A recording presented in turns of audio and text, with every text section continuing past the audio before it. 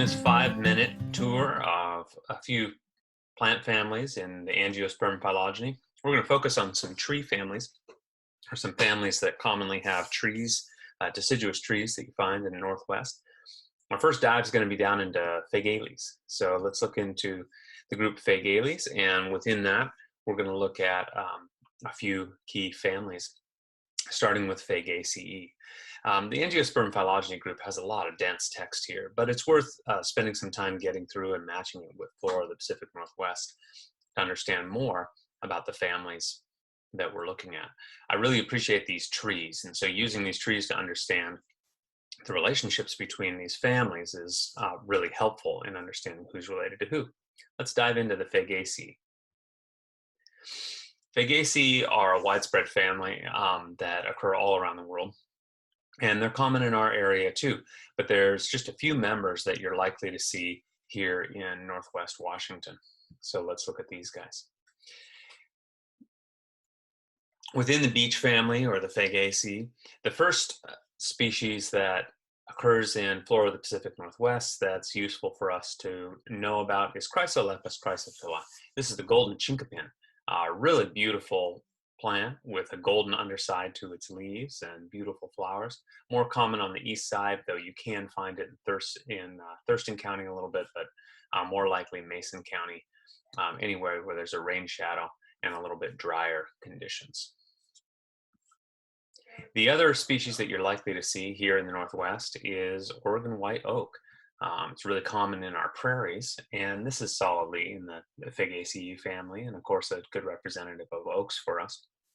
Occurs all the way over into the east side, so you'll find this all over the place. Other oaks in our region, like black oaks, you're more likely to find down in Oregon, and as you go south towards California, then our oaks get a lot more diverse, and there's a lot more to look for there, including some even evergreen oaks you can find.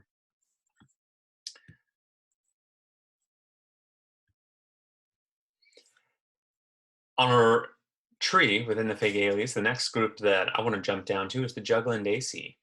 Juglandaceae includes our walnuts, and so this is a really interesting family. Juglans is the genus for walnut, and we have several invasive or naturalized walnuts that we'll find in our region. Whoop. Watch out that you don't click on the wrong family there. Here we go. So this is Juglandaceae, the walnut family, and some images of some of the more common ones. I find that English walnut or black walnut are some of the plants that you're most likely to find around Olympia, although they're not represented here on the map. You'll find these all throughout. You'll find them in urban areas outside King County, out on the Key Peninsula, and over on the east side. Of course, the fruit is what we're really familiar with here, but there's also a really predictable compound leaf in walnuts that is a dead giveaway for this species and for this group, in fact, altogether. You'll find that all the walnuts tend to have these compound leaves like this. Note that these are alternate compound leaves here. So there's that. Both these plants tend to always be monoecious. That is, both sexes of flowers occur on the same plant, although they do have distinct male and female flowers.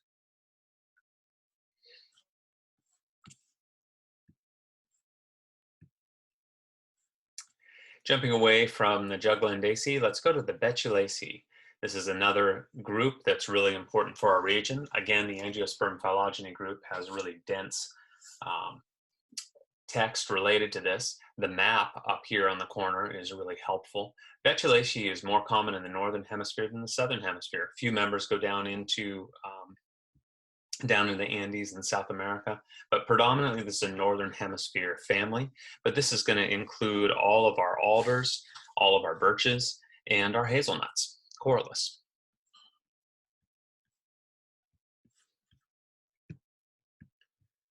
The Berkerbarium site, I'm going to go up and just dip into some images from the Betulaceae here, the birch family.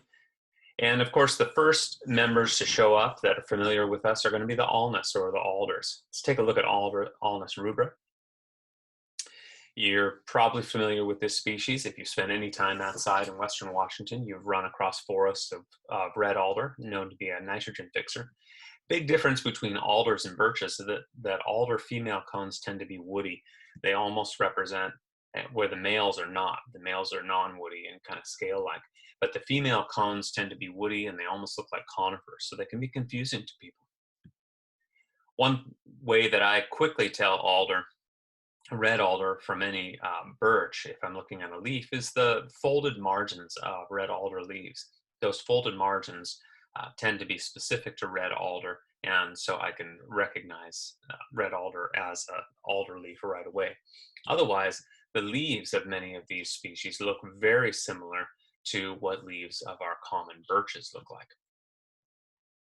Another way to sometimes tell apart alders from birches is by looking at the bark. And some of the members of the birches in particular have very charismatically scaly or peeling bark that you won't find in our alders. So the paper birch is one of these examples where it looks like sheets of paper are coming off of the birch.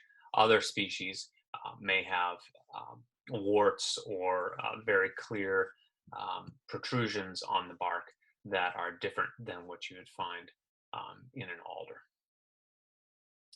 In this case, we're seeing very distinct linear lenticels on this birch.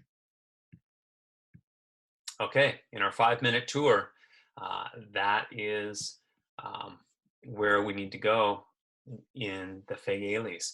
A couple other really important families in this group that don't necessarily show up in the Northwest are the Nothofacaceae, that includes the genus Nothofagus, really important in the Southern Hemisphere. And so this is an important one to know about, especially in South America, Chile, throughout Australia, New Zealand. This can be actually a dominant family of trees in that region. The Miraceae, of course, are important to know something about. Some important genera in that group, and that can occur. This group can occur all around the world, and a couple of other important families in there too. But it's just a brief tour. That's it for today.